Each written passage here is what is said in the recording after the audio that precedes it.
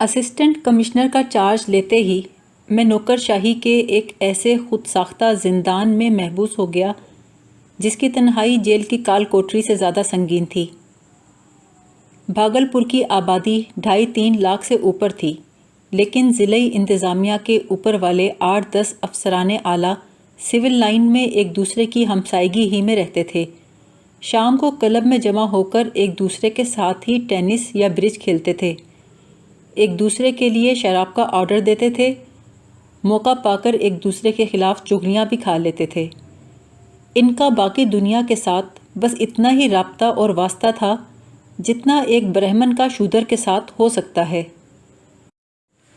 بھاگلپور کے مضافات میں 15-20 انگریز خاندان تھے جو 2-3 پشت سے وہاں آباد تھے۔ یہ نیل کا کاروبار کرتے تھے یا بڑی بڑی جاگیروں پر فارم بنا کر نفع بخش زمینداری کرتے تھے۔ ان میں اکثریت ایسے افراد کی تھی جنہوں نے کبھی خواب میں بھی انگلستان نہ دیکھا تھا، لیکن بات بات پر وہ ہندوستان کے مقابلے میں ہوم لینڈ کے موسم، ہوم لینڈ کے دودھ مکھن، ہوم لینڈ کی صفائی و نفاست کا احوال ایسی بے ساختگی سے دیتے تھے گویا ابھی ابھی انگلستان سے وارد ہوئے ہوں۔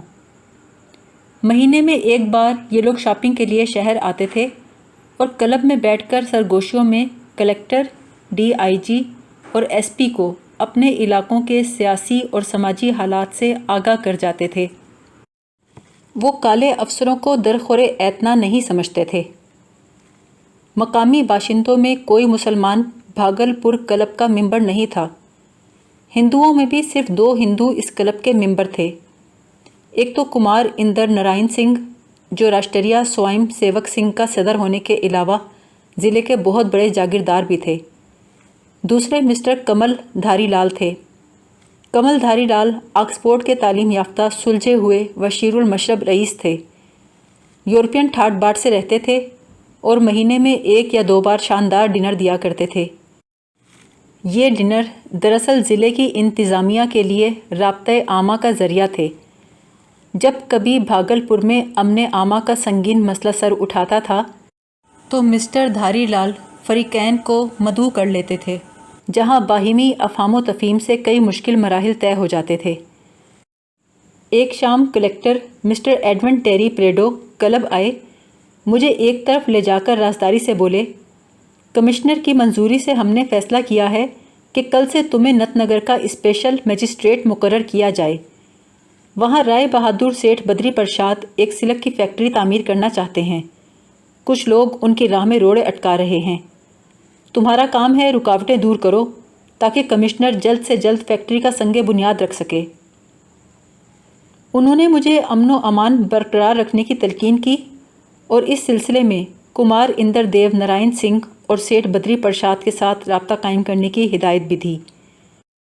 نتھ نگر بھاگلپور شہر کے ساتھ ایک گنجان آباد صنعتی علاقہ تھا۔ یہاں مارواڑی سیٹھوں کی سلک اور سوتی کپڑوں کی فیکٹریاں تھیں۔ کچھ عرصے قبل سیٹھ بدری پرساد نے وار فنڈ میں 1 لاکھ روپیہ چندہ دے کر رائے بہادر کا خطاب حاصل کیا تھا۔ اب وہ کمشنر کے ہاتھوں سلک فیکٹری کا سنگ بنیاد رکھوا کر وار فنڈ میں ایک اور گراں قدر عطیے کا اعلان کرنے والے تھے۔ اس لیے سب کو عجلت تھی کہ یہ کار خیر جتنی جلدی سر انجام پا جائے اتنا ہی اچھا ہے۔ سیٹھ صاحب نے نت نگر کے کاشتکاروں سے فیکٹری کے لیے زمین خرید تو لی تھی، لیکن ایک منچلے ہندو نوجوان نے بنے بنائے کام میں کھنڈر ڈال دی۔ اس نے کسان سہایتا پرست کے نام سے انجمن بنا کر اعلان کیا کہ کسانوں کو دھوکہ دے کر زمین اونے پونے داموں خریدی گئی ہے۔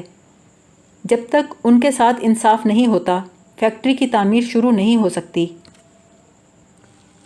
شروع میں اس انجمن میں اسکول کے کچھ لونڈے، چند یکا چلانے والے اور کچھ اسٹیشن پر مزدوری کرنے والے کلی شامل تھے۔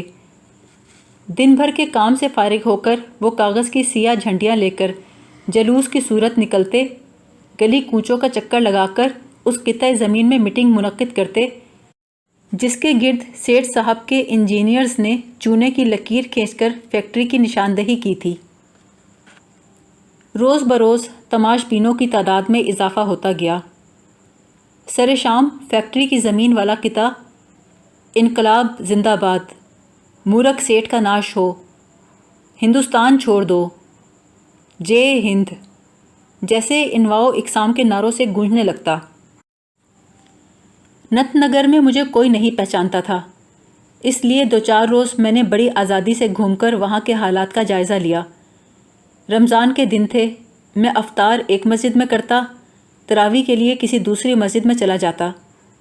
یہ دیکھ کر مجھے حیرت ہوئی کہ جھگڑا سیٹھ کے ساتھ فیکٹری کی زمین کا تھا، نعرے سیاسی نوعیت کے لگ رہے تھے اور خوف و ہراس مسلمانوں میں پھیلا ہوا تھا۔ فیکٹری کی زمین سے مسلمانوں کا دور دور تک کوئی واسطہ نہ تھا۔ کانگریس کے سیاسی نعروں سے کوئی تعلق مسلمانوں کا نہ تھا، پھر بھی ان کے چہروں پر ہوائیاں اڑی تھیں۔ سر شام وہ اپنے چھوٹے چھوٹے تاریک گھروں کے کواڑ بند کر کے بیٹھ جاتے تھے۔ رات کی تاریکی میں 1-2 چھکڑے آتے، کچھ مسلمان خاندان ان میں اپنا سامان لاد کر سہمی ہوئی عورتوں اور ہراساں بچوں کو سوار کرا کر اندھیرے میں بڑی خاموشی سے رخصت کر دیتے تھے۔ نت نگر سے مسلمانوں کا یہ پراسرار انخلا دیکھ کر میں نے انسپکٹر تیواری سے اس کی وجہ پوچھی تو اس نے بگلا بھگت بن کر میری آنکھوں میں دھول جھونکنے کی بھونڈی کوشش کی۔ حضور، مسلمان آج کل روزہ رکھتے ہیں، اس کے بعد عید ہوتی ہے، یہ لوگ تہوار منانے کے لیے رشتہ داروں کے ہاں جایا کرتے ہیں۔ نت نگر کے مسلمان بڑے مفلوق الحال اور غریب تھے۔ میں نے دریافت کیا، ایسے مفلس انسان اپنے بال بچوں کے ساتھ چھکڑے پر سامان لاد کر فقط عید منانے کی غرض سے اس قدر کثیر تعداد میں کہاں جا سکتے ہیں؟ انسپکٹر نے جواب دیا، حضور یہاں کا دستور ایسا ہی ہے۔ میں نے براہ راست مسلمانوں سے پوچھ گچھ شروع کی، 20 گھروں میں جا کر دریافت کیا کہ وہ لوگ اس قدر پریشان کیوں ہیں اور اپنے اہل و عیال اور مال و اسباب کے ساتھ نت نگر کیوں چھوڑ رہے ہیں۔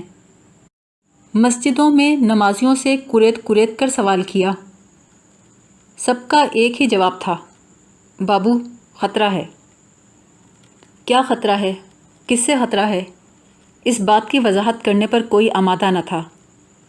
ایک مسجد کے پیش امام نے مجھے صرف اتنا بتایا، کوئی مسلمان کسی سرکاری افسر کے سامنے منہ کھولنے کی ہمت نہیں کرے گا، اگر سچی بات بتا دی تو مقامی پولیس انہیں شر انگیز افواہ پھیلانے کے الزام میں دھر لے گی۔ مسلمانوں کو اس قدر لب بستہ پا کر میں بھاگلپور کے بیرسٹر نور الحسن کے ہاں چلا گیا۔ پہلے تو وہ دیر تک ٹالم ٹول کرتے رہے، لیکن میرے مسلسل اصرار پر مجھ سے حلف لیا، اگر نت نگر میں انکوائری ہوئی تو میں ہرگز کسی کو نہیں بتاؤں گا کہ مجھے یہ معلومات بیرسٹر نور الحسن سے حاصل ہوئیں۔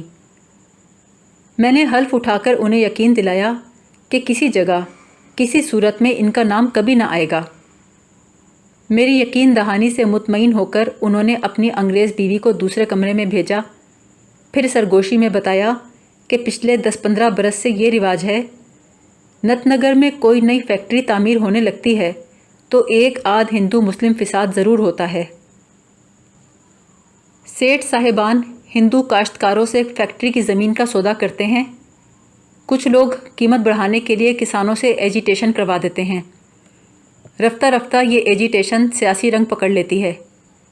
اس مرحلے پر بھاگلپور کی راشٹریہ سوائم سیوک سنگھ کا صدر کمار اندر دیو نارائن سیٹھوں سے منہ مانگی رقم وصول کرتا ہے اور اس کا سیکرٹری ست نارائن پانڈے اپنے مسلح غنڈے مسلمانوں پر چھوڑ کر ہندو مسلم فساد کروا دیتا ہے۔ کچھ مسلمان مارے جاتے ہیں، چند مسلمان لڑکیاں اغوا ہو جاتی ہیں۔ ہندو کسان اپنی ایجیٹیشن کو بھول کر لوٹ مار میں مصروف ہو جاتے ہیں۔ رات بھر کی لوٹ کھسوٹ کے بعد کرفیو نافذ ہو جاتا ہے۔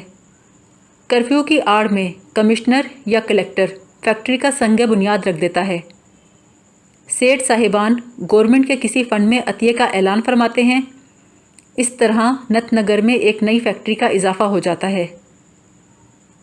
میں نے پوچھا، کیا اس بار بھی سیٹھ بدری پرساد نے کمار اندر دیو نارائن سنگھ کے ساتھ کوئی ساز باز کی ہے؟ بیرسٹر نور الحسن نے آہستہ سے کہا، سننے میں آیا ہے اس بار 50,000 روپے پر سودا طے ہوا ہے۔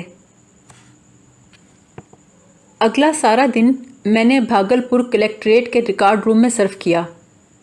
پچھلے 10 برس کے دوران نت نگر میں جتنی نئی فیکٹریاں لگی تھیں ان سب کی فائلز نکال کر پڑھی واقعی بیرسٹر نور الحسن کی بات حرف بہ حرف صحیح تھی۔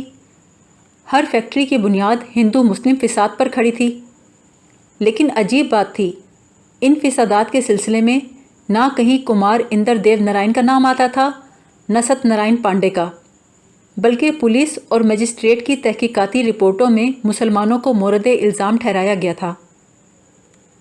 میں نے رائے بہادر سیٹھ بدری پرساد کو اپنے دفتر میں طلب کیا۔ وہ بادامی سلک کی شیروانی اور سفید براق دھوتی میں ملبوس، زری دار پگڑی پہنے، ماتھے پر تلک لگائے تشریف لائے اور کرسی پر بیٹھتے ہی سرکار کے ساتھ اپنی خاندانی وفاداری پر تقریر جھاڑ دی۔ میں نے حکومت کے ساتھ ان کی خیر سگالیوں اور وفا شعاریوں کی جی بھر کے تعریف کی اور کہا، سیٹھ صاحب آپ اپنے وقت کے حاتم طائی ہیں۔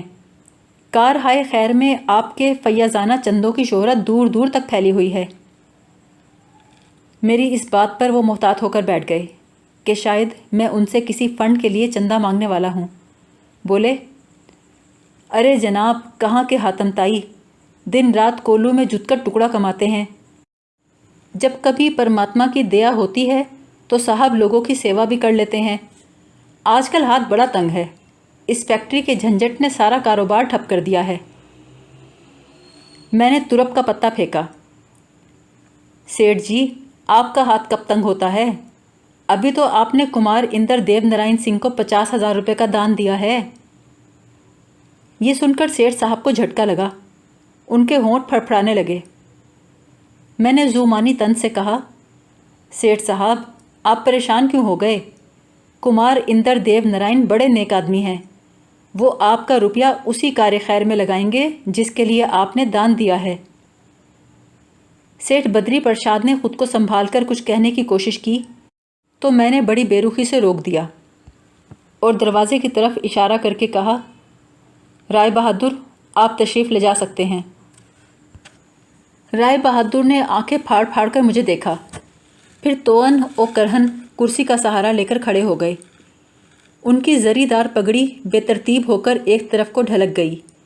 مصنوعی دانتوں کا جبڑا ہل جانے کی وجہ سے الائچی اور باداموں کا لعاب منہ کے ایک کونے سے پان کی پیک کی طرح بہنے لگا۔ رائے بہادر نے جوں توں کر کے الائچی اور بادام کے لعاب کا گھونٹ نکلا اور بڑی لجاجت سے بولے، حضور میں آپ کا داس ہوں، آپ نے جس سیوا کے لیے مجھے بلایا تھا اس کا حکم دیں، میں ہر طرح حاضر ہوں۔ میں نے تلخی سے کہا، رائے بہادر آپ نے کمار اندر دیو نارائن کو 50,000 کا دان دے کر جو سیوا کرنی تھی وہ تو کر چکے ہیں، اب گھر جا کر سکھ کی نیند سوئیں۔ میری بات سنی انسنی کر کے سیٹھ صاحب جاتے جاتے دروازے میں رکے اور ایک بار پھر اپنی بات دہرائی، حضور میں آپ کا داس ہوں، جس سیوا کا حکم دیں گے میں حاضر ہوں۔ اگلے روز میں نے کمار اندر دیو نارائن سنگھ کو اپنے دفتر بلایا۔ انہوں نے آنے سے انکار کر دیا اور کہلوا بھیجا، شام کو وہ کلب آ رہے ہیں، جو بات کرنی ہو وہیں کر لی جائے۔